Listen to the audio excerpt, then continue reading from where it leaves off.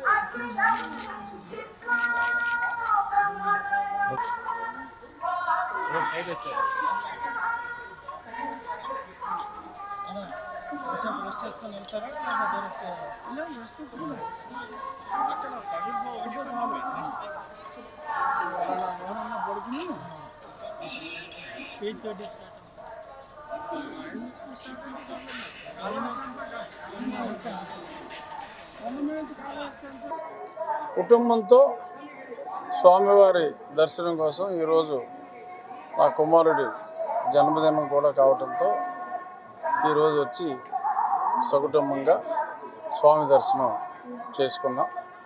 అభిషేక దర్శనం ఇవాళ ఒంటిమిట్టలో చక్కటి ఉత్సవం కూడా జరుగుతుంది.